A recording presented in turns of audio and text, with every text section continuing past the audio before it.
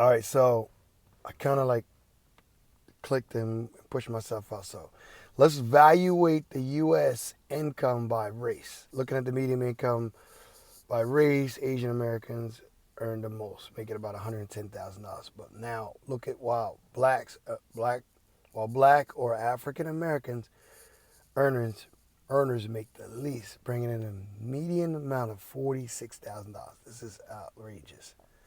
But I mean, it's the study that they did, and here it is, people. Like, look at it. This is, one of the things we need to take a look at. Hispanics, Latinos are making 60 on average. We're averaging in black people at about 46,000, which that should be alarming. We get our income up, or we get better with our money, one or the other. So this is what they're saying. And this is their study.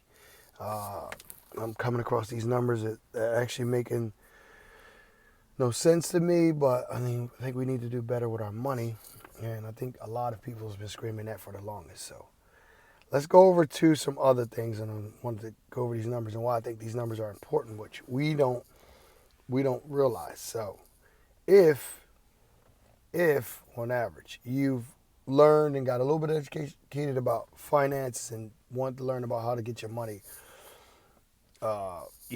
working for yourself and actually, putting it in the right place. Something we don't know. We're not knowledgeable of where to put our money at, how to, get our money in the right places for us for later, because we're, worried about now and what's going on with society, and it's designed for us to actually borrow, be in debt, and keep things that we don't hold, items that we don't have to have no value to us. So let's do this. So I'm going to show you some numbers on why these numbers didn't make sense, and why, if you start late, you're in trouble. If you start early, you're better. So, all right. With your employer having a 401k, you can't rely on that. You have to do some work yourself to put money aside. And we have it, we're just not putting it in the right places. So here it is. So say if you, at any age, let's do it for an age 20. Say if at 20 years old, you started working, you turned around and put about $100 away for early retirement, or just time travel for later, or just, something that you wanted to have money on the side with.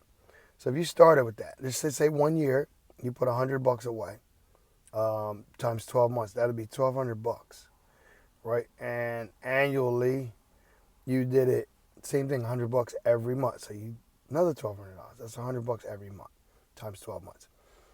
And let's say at the age of 20, you allowed it to grow until you're 60 years old, right? That's 40 years.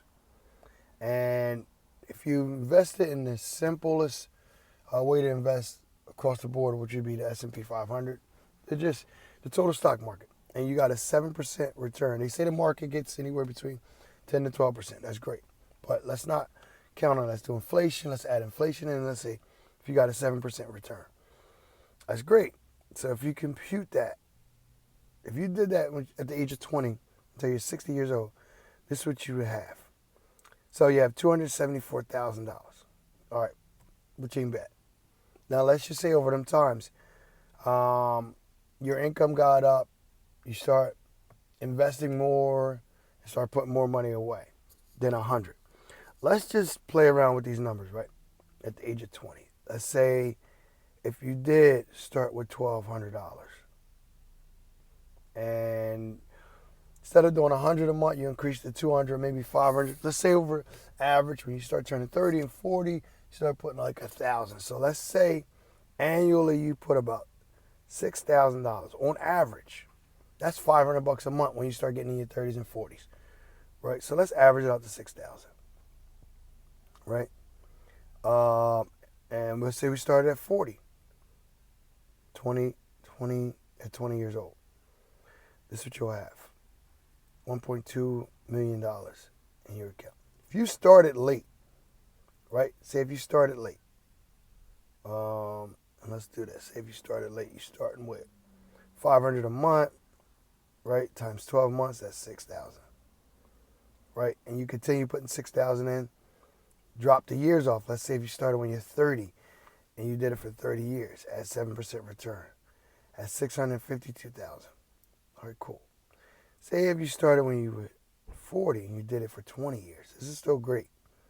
286,000. So that means if you started late, you're in trouble.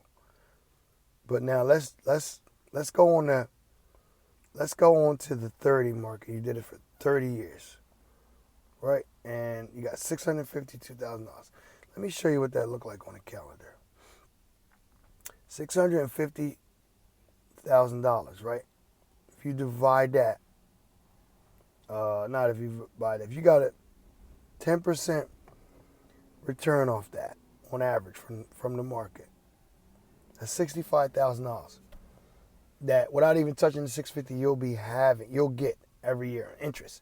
$65,000 on interest every year from your investment. That's interest paid.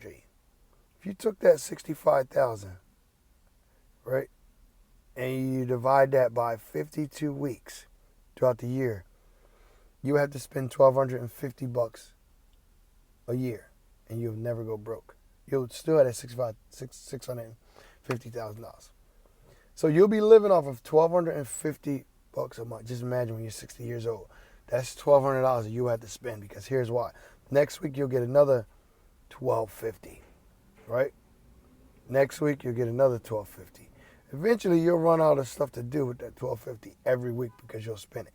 You'll start giving it away. You'll start giving that money away.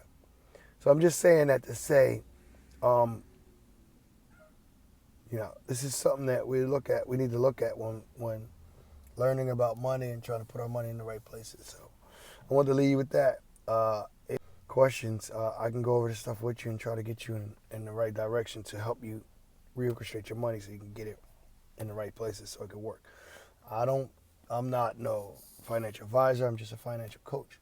So stuff we need to be looking at when we are here working and trying to build financial and generational wealth.